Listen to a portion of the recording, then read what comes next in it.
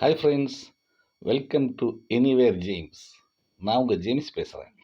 இன்றைக்கி என்ன பார்க்க போகிறோம்னா, ஏன் இங்கிலீஷ் பேச பயப்படுறோம், எதுக்கு தயங்குறோம், எப்படி இங்கிலீஷில் ஈஸியாக பேசுறது, how to talk in English easily, அதை பற்றி தான் பார்க்க போகிறோம். என் சேனலை சப்ஸ்கிரைப் பண்ணுங்கள், ஷேர் பண்ணுங்கள். வாங்க வீடியோக்குள்ளே போகலாம். பக்கத்தில் வேறு யாராவது இங்கிலீஷ் பேசும்போது உங்கள் மனசில் ரொம்ப ஏக்கமாகவும் ஆசையாக இருக்கும் இல்லையா? இங்கிலீஷ்ன்றது ஒரு பெரிய விஷயமே இல்லைங்க. எல்லாருமா சேர்ந்து அதுக்கு ஒரு பெரிய ஸ்டேட்டஸும் இமேஜும் கொடுத்து அதை ரொம்ப பிரம்மாண்டமாக ஆக்கிட்டாங்க. அதுள்ள ஒரு ஒரு விஷயமே கிடையாது. தமிழ், தெலுங்கு, மலையாளம் இது மாதிரி உங்கள் தாய்மொழி எப்படியோ அதே மாதிரி இங்கிலீஷும் ஒரு லாங்குவேஜ் தான். Just a simple language, that's all. ஒவ்வொரு தாய்மொழியிலையும் 300க்கும் மேற்பட்ட எழுத்துக்கள். அப்படி இருக்க பாஷையை நீங்கள் ரொம்ப சாதாரணமாக பேசுகிறீங்களே.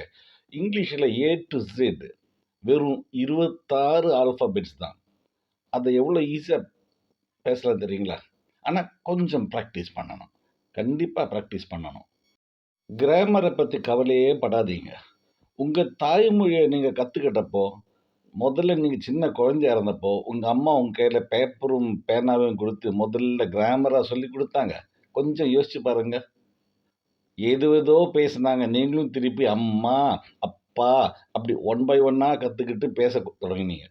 ஒன்றுமே தெரியாத சின்ன குழந்தையா பிறந்த நம்ம எல்லாரும் நம்மளோட தாய்மொழியை கேட்டு கேட்டே ஒரு 12 இல்லை 16 மாதம் 1.5 வயசுக்குள்ள சரளமாக பேச கற்றுக்கிட்டோம். அதுக்கப்புறமா தான் ஸ்கூலில் கொண்டு போய் விட்டுட்டு ஏபிசிடி எழுத சொல்லி கற்றுக் கொடுத்தாங்க.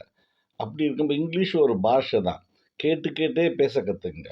கேள்வியிலேயே கற்றுக்கலாம். இது ஒரு மொழி தான். ஒன்றும் தயங்க தேவையில்லை, பயப்பட தேவையில்லை. இப்போ உங்களுக்கு இவ்வளோ வயசாகி இருக்கும், ஸ்கூல் படிச்சிருப்பீங்க, உலக அனுபவம் நிறைய இருக்கும், நிறைய நாலேட்ஜு, மண்டை பூரா உங்களுக்கு அறிவு இருக்குது, நிறைய விஷயங்கள் தெரியும் உங்களுக்கு. அப்படி இருக்கும்போது இந்த சின்ன மொழியை கொஞ்ச நாள் ப்ராக்டிஸ் பண்ணுங்க. ஒரு 4 மாதம் முயற்சி எடுத்து ப்ராக்டிஸ் பண்ணிகிட்டே இருங்க. Automatically you will talk in English. இங்கிலீஷில் பேசிடுவீங்க. யாராவது ஏதாவது கேலி பண்ணுவாங்களா? நான் ஏதாவது தப்பாக பேசிடுவேன்னா? நான் இங்கிலீஷ் மீடியம் படிக்கலையே, எனக்கு ரொம்ப படிப்பறிவு இல்லையே, இப்படியெல்லாம் யோசிக்காதீங்க. தைரியமாக ஒரு நாளைக்கு ஒரு சென்டென்ஸ், 2 சென்டென்ஸ் இப்படி ப்ராக்டிஸ் பண்ணுங்க. கொஞ்ச நாளில் உங்களுக்கு இங்கிலீஷ் உங்கள் தாய்மொழி மாதிரியே நல்லா சரளமாக வந்துடும். You will talk in English within 4 or 5 months excellently.